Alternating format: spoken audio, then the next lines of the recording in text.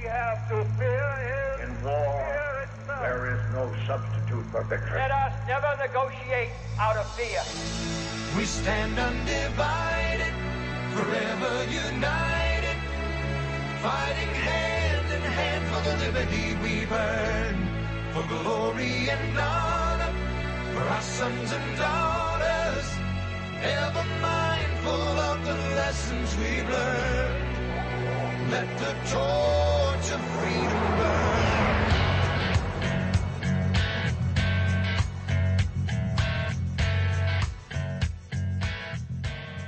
Welcome to the intersection of faith and politics. This is WallBuilders Live. Thanks for joining us today. Visit online at wallbuilders.com and wallbuilderslive.com. And in fact, if you're tuning in for the first time this week, you want to visit wallbuilderslive.com, click on the archive section, and check out yesterday's program. I'm Rick Green here with David Barton. David, yesterday we had David French on, and we got to talking about this case out of Atlanta, the fire chief there that has been fired simply for holding biblical beliefs and writing about them in a book. And we decided today, hey, we got the attorney that's actually representing him. So we'll be talking about this some more today and actually getting the scoop on what's happening with the case. You know, and looking at this case and what happened with it and how highly decorated he was and how praised he was and how that the mayor and everybody else in the city wanted him. And then they find out what he believes on marriage and sexuality, and suddenly they don't want him because of that. His performance is great. Everything about him is great, but they don't want it because of his views. It got me to thinking about some things because over the last 3 or 4 years, I've resisted talking about persecution in America because persecution is what happens to the Coptic Christians. Persecution is what happens over in Syria with the Christians where ISIS is going after them, doing what they're doing. That's what I look at Fox's Book of Martyrs and say, that's persecution. But we're getting to the point where I'm having to kind of rethink, yeah, this really is persecution because what they've done to this fire chief, that's persecution.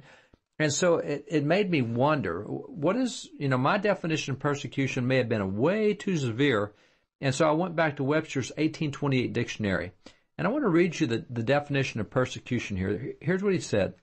He said, it's to pursue in a manner so as to injure, vex, afflict, or harass with unjust punishment or penalties for supposed offenses. I thought, yeah, injure, vex, afflict, or harass, unjust punishment and penalties for supposed offenses. That fits.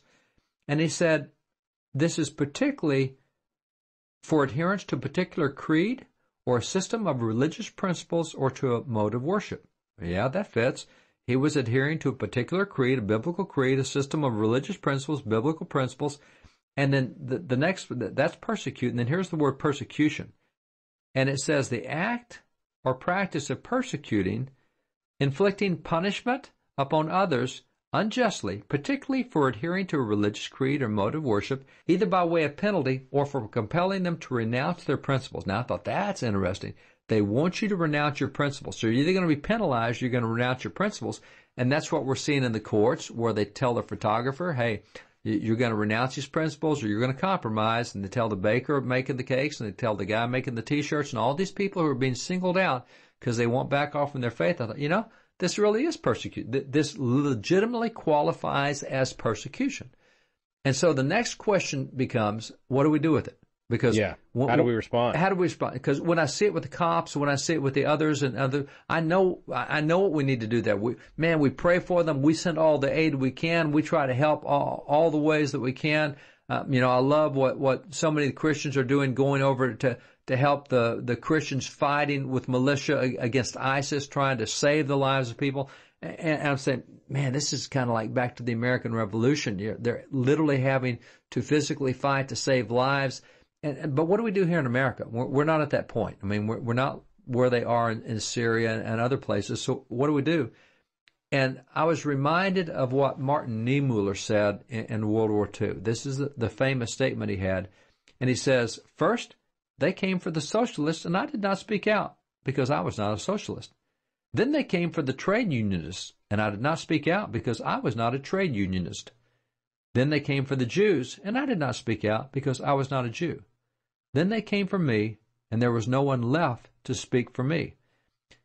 And I was thinking, well, you could take that and say, first they came for the photographers, and I did not speak out because I wasn't a photographer. Then they came for the bakers, and I didn't speak out because I wasn't a baker. And then they came for the florist, and I didn't speak out because I wasn't a florist. And then they came for me, and no one left speak out.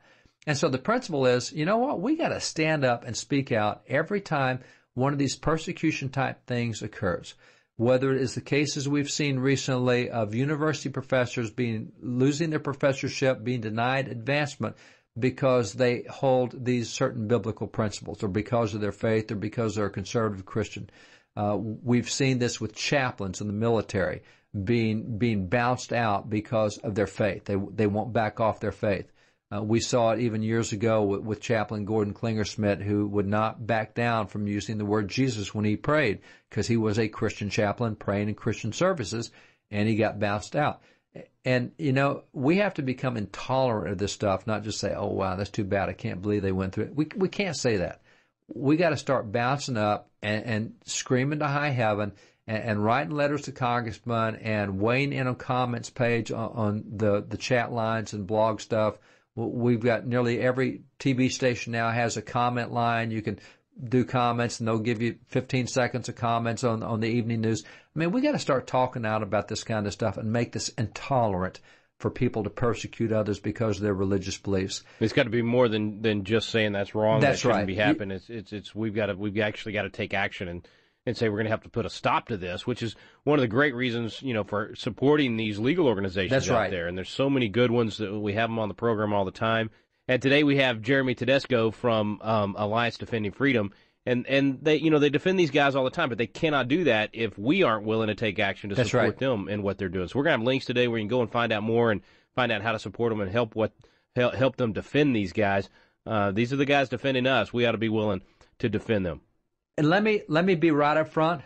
I hope Tedesco and ADF crushes the city of Atlanta leadership for this. Yeah. I hope they get crushed in such a way in the courts that no other city will even think about doing something like this. And you know, we need to give to ADF and these guys for what they do. This is not going to be a quick, easy case. Atlanta has deep pockets because they take it out of the taxpayers there, and they'll continue to take it out as long as they need to win this case. But I hope Tedesco and those guys crush this, and I hope every one of these comes up. And so I hope people will give to groups like this, but pray for the fire chief there, pray for the attorneys, pray for the judges, the courts. Let your voice be heard, speak up. But I hope Tedesco and those guys win this big time. No doubt. Going to take a quick break. Jeremy Tedesco, our guest today. Stay with us here on WallBuilders Live.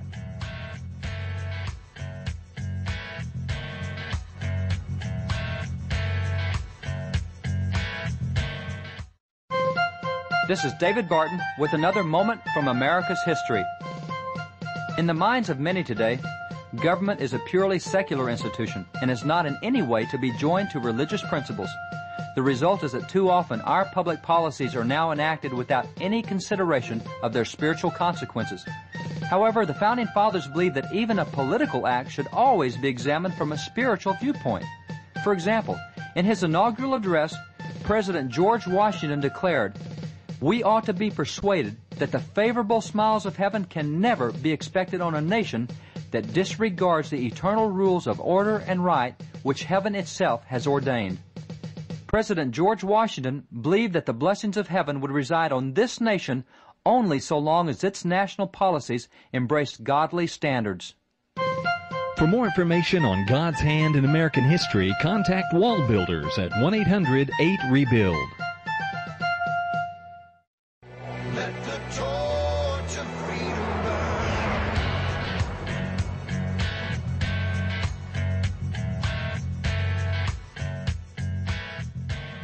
Welcome back. Thanks for staying with us here on WallBuilders Live. Our good friend Jeremy Tedesco is with us from Alliance Defending Freedom. Check out their website and not just go to their website. Get on their email list, contribute to them, help them continue to do what they do. They're standing up for folks like you and I all over the country, helping to protect our religious liberty. Jeremy, God bless you, brother. Thanks for coming on again. Thanks, Rick. Really appreciate it. Hey, you guys have got a big case out of Atlanta, this chief that is fired for his faith. And once again, here's a case of the best being fired for their private thoughts and their private communications and private beliefs. That's right. Yeah, it's one of the most amazing things about the story here is what you mentioned, is that this Kelvin Cochrane, our client, 34 years in the fire service. He attained the highest possible position in the fire service in the United States when President Obama actually appointed him to the U.S. Fire Administrator in 2009. He went back to Atlanta and again served as their fire chief, won the Fire Chief of the Year in 2012. Yeah, this is a man who excels at the highest levels in the fire service in our country, yet he wasn't good enough for Atlanta. Well, he was for 7 years, but he suddenly became not good enough for Atlanta, fireable even, because of his religious convictions. He wrote a book in his private time that it was a men's devotional, 162 pages. Just a handful of those pages that contain a few passages about issues related to sexual morality, and the city and the mayor didn't like what he said and fired him. You can't really write a book on men's, a men's devotional if you're without touching on the sex issue, right? Right. That is one of the things that the Chief Cochrane has said to me before. You're right. This is a book designed for men to help them overcome a lot of different, issues and struggles in their lives. Certainly, it's not not breaking any news that men struggle with those issues, probably more than women. And, of course, the chief addressed those issues. And this is a guy people respect. I mean, this is a guy that you want his opinion. You want to be coached by this guy on how to have success. Like you said, he attained the highest level. I didn't realize. I mean, I knew he was, well thought of and had been, very bragged upon as a great mayor there. I mean, as a great fire chief there, even by the mayor that ended up firing him. I didn't realize he was appointed by Obama. So he was actually, so he left being chief there to go serve in the administration for a little while. Yeah, actually, he was in Atlanta for a couple years. Then President Obama appointed him in 2009, and then the mayor came out in his State of the State address in 2010 and said, "Look, I went back to Chief Cochrane after he took over the position in the federal government and begged him. Those were his words. Begged him to come back to Atlanta to be the fire chief." And the chief ultimately said, "You know what? My heart's there. I'm going back." And so he served another 5 years and then got fired. Wow. Because of his religious convictions. So when you said he wasn't good enough for Atlanta, you obviously were kidding. He was good enough not once but twice. That's and right. begged to come back. And so, and I'm assuming this book that and what he was doing with his church and his community or whatever on the side had nothing to do. It didn't take away from his job at all. I mean, his religious beliefs have not affected his ability to serve as chief or any of that. No, not at all. In fact, it's funny because the city, what they did was they suspended him at the end of November 2014 without pay for a month because they found out about the book. Well, they actually knew about the book for about a year, but they had received complaints that there were certain passages about sexual morality in marriage that certain individuals didn't like. And so they suspended him for that. And then they did an investigation. And the point of the investigation was to determine whether his religious beliefs had impacted the way he treated people, whether he discriminated against people, and especially lesbian and gay people within the fire department. That report fully exonerated him, found that he had never relied on his religious beliefs to discriminate against anybody in the fire department, yet they went ahead and fired him anyways. And so, this is obviously the only thing that he did wrong was believe something that was contrary to what the city and what the mayor believed. And the mayor was very clear about that when he suspended him. He said, "Look, I suspended you because I am deeply disturbed and strongly disagree with what you have said in your book about these issues, and your beliefs are contrary to what the city thinks." And one of the council members there even came out and said, "Look, you can believe or think whatever you want, but once you enter the door to the city government, your beliefs and opinions have to stop there." Oh, wow. And that's pretty chilling and completely untrue and a blatant violation of the First Amendment. Yeah, I noticed. I think you might have been the one to say, that the mayor fired him, even though he never discriminated against anybody, the chief, and cited as his basis, ironically, the need to tolerate diverse views. That makes a lot of sense. I'm going to fire you because you believe something I don't believe, but it's because I want to be more tolerant. I know. Isn't it amazing? The left says it every time. Every time they take one of these kinds of, actions that are, forcing people or punishing people because they're not willing to come in line with the prevailing orthodoxy on these kinds of issues, they always cite tolerance and diversity as a reason. And somehow they don't see how completely, contrary their action is to the whole idea of diversity and tolerance. But that's that they get away with it, and I really think they believe that eliminating people that believe like the chief serves tolerance and diversity. Well, they say it with a straight face. If either they believe it or they're really, really good at saying, hey, as we go to break, Jeremy, what's a good way for folks to help? I mean, what do they need to do to come alongside you guys on this? Well, obviously pray for us. That's critical. Obviously, if there's any way they can, sacrificially support us through donations, that's great too. AllianceDefendingFreedom.org is where you go to find out more about our ministry, about our cases, about this case and specifically. You can sign up for newsletters and various other things there, so you can get engaged in what's going on in this critical issue in our culture. Quick break. We'll have a link for Alliance Defending Freedom at our website today at WallBuildersLive.com. Stay with us. Jeremy Tedesco, our guest here on WallBuilders Live.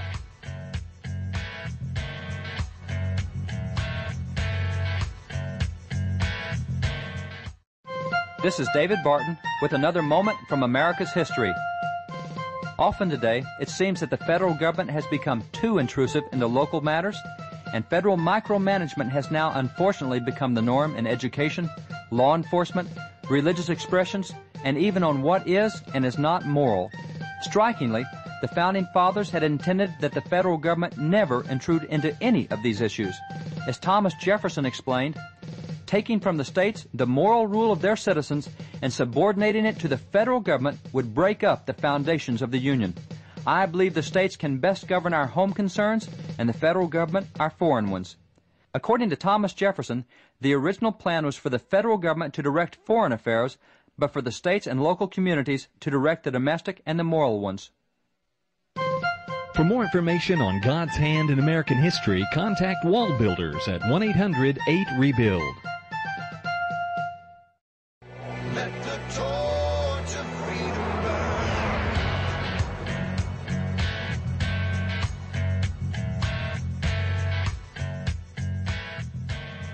Welcome back. Thanks for staying with us here on WallBuilders Live. Jeremy Tedesco with us from Alliance Defending Freedom, serves as senior legal counsel there and director of the Secondary School Project, and just does great work. Jeremy, I appreciate all that you guys do to defend our liberty and defend our just the right to even be able to believe. And here you got a guy that once again, best of the best. I mean, it's amazing to me that it's not about it's no longer from the homosexual community, let us believe or act in the way we want to act. It's now you not only are you going to have to celebrate what we're doing, but if you say or do anything outside of what we believe and what we think, we're coming after you. And they're coming after people with a vengeance. I mean, here you're going after the best chief in the country.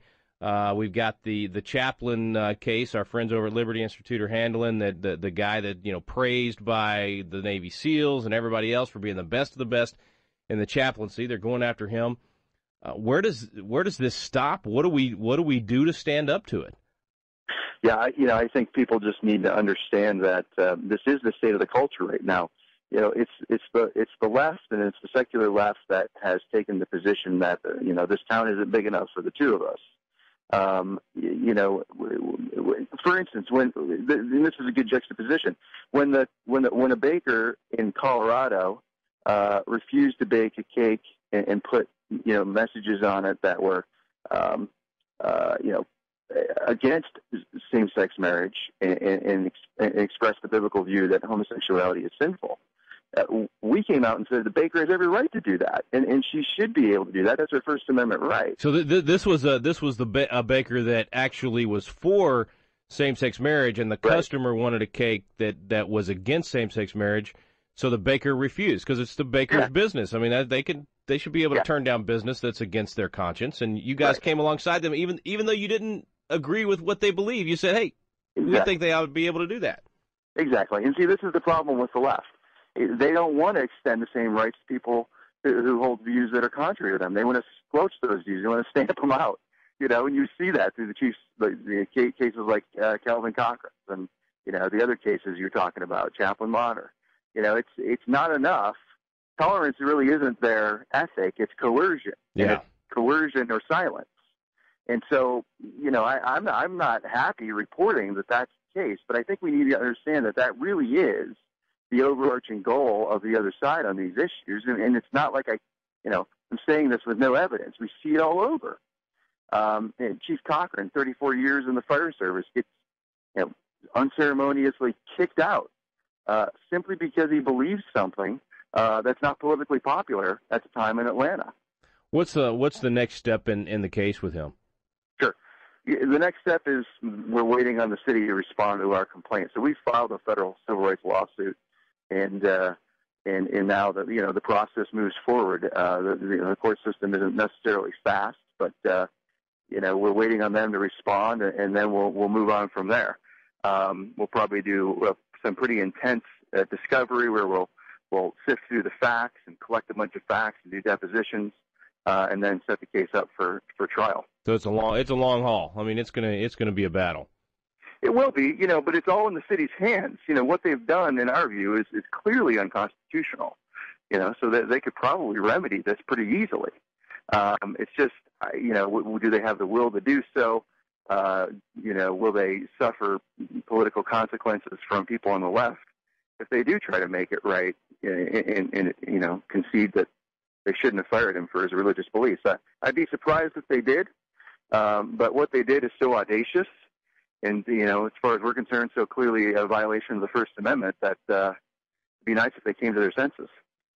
Yeah, it seems like the battle shifted over the last year or two to from the private sector to government entities. I mean, now it's not just forcing people to think in lockstep. It's government being the one to force them in these. And man, I mean, it makes you have to really think. Do you want to go into government service? Do you want to go into the military? I mean, this can have some really chilling effects on good people serving in these areas where we need them.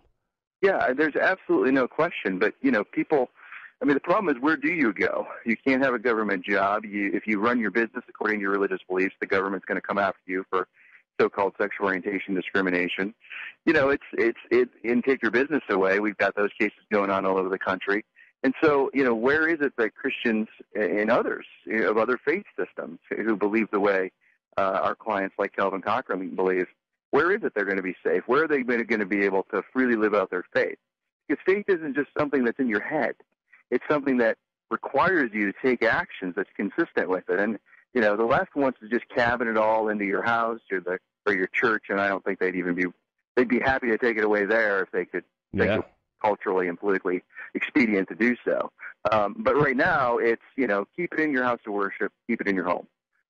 We don't want it affecting the way you live out your life publicly. And that's simply not the way faith works. It's absolutely contrary to the duty Christians feel they owe to their God. Yeah. One of your co-counsels, Kevin Thoreau, said every American should be concerned about a government that thinks it can fire you because of what you believe. If it can happen to Chief Cochrane, a distinguished firefighter who attained the highest fire service position in the United States, it can happen to anybody. That is so true. It's why you guys are so important. It's why Alliance Defending Freedom is there. Every state, every community, just about. I mean, folks, you need to help this organization. You need to be on their email list. You need to be following what they're doing and supporting what they're doing. For more information, AllianceDefendingFreedom.org. Jeremy, God bless you, brother. Keep up the great work. Come back and let us know what happens with the case.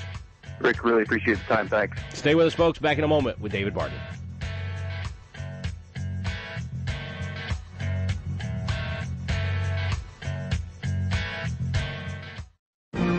Have you noticed the vacuum of leadership in America?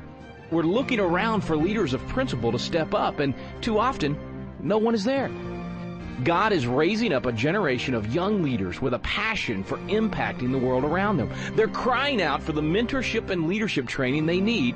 Patriot Academy was created to meet that need. Patriot Academy graduates now serve in state capitals around America, in the halls of Congress, in business, in the film industry, in the pulpit, and every area of the culture. They're leading effectively and impacting the world around them.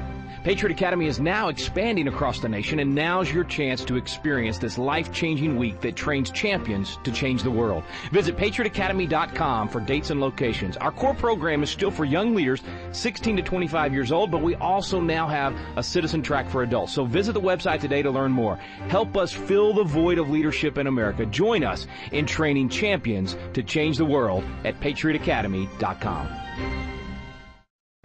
Let the torch of freedom burn.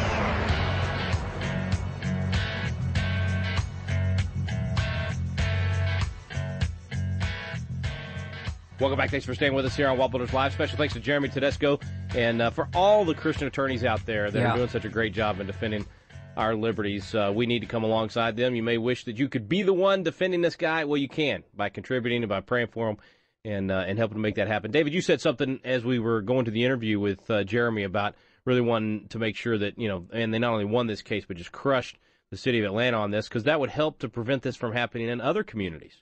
Yeah, it will help. And I hope they get a massive settlement out of this, and the chief may take and give it all to charity. But it needs to send such a signal that nobody else wants to mess with this type of case. And it's got to come to a stop, because the more of these that go, the more we let these go by without noise, without raising noise, the more likely they are to keep bringing these. And so we've got to stop, and we got to defend the trade unionists and the socialists and whatever, and not in that sense. But we got to defend the people that are being persecuted, even though we may not be right now. Because if we don't defend them, I think it is in that sense, bro. I think you nailed it by bringing that up, because a lot of times we do say, "Well, it's not happening to me, or it's not happening in my backyard, or it's not happening in my profession," and we don't realize, wait a minute, if it happens to them, it can happen to us. And we've got to defend everybody else, and that's the best way to defend your own liberties, to defend the liberties of everybody else. That's right. Well, folks, thanks for joining us today. Thanks to Jeremy Tedesco for joining us. You've been listening to WallBuilders Live. We stand undivided forever.